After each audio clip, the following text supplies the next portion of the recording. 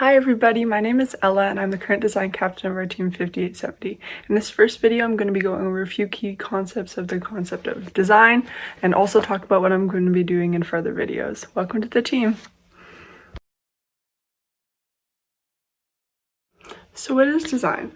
Usually when people think about design, they think about product design, construction blueprints, or just artistic design. Due to this, design is also often discussed with elements such as shape, texture, color, or values. However, robotic design focuses less on those elements, more on functionality.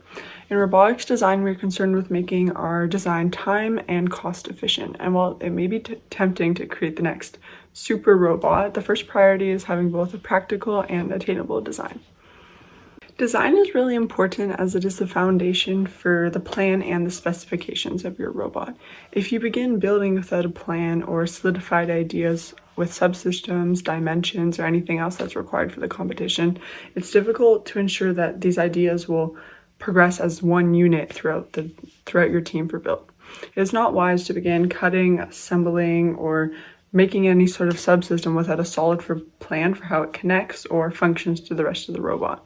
Although complete design when planning a robot may seem tedious, a strong base to build off of, pun intended, will prevent the waste of valuable time and resources that comes with uncertain plans and team miscommunication.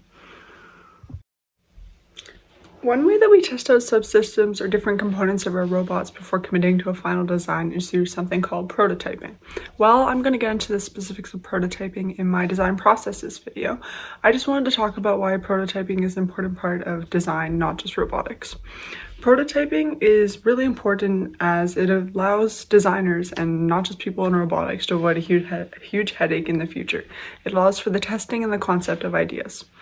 If a final subsystem is created and built before it's tested out with a prototype and it does not work or it's less functional than anticipated, then your team wasted valuable time on creating and putting the resources into the subsystem that you're going to need to reallocate somewhere else.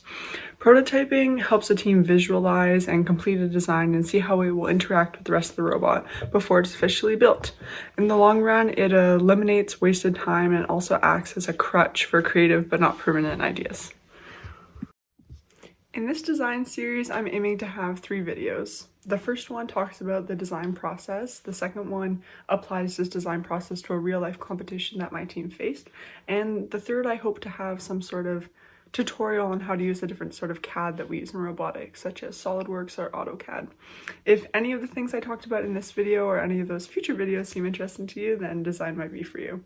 If you're creative, have a passion for art, or just love problem solving, then I'll see you in the next video. Bye!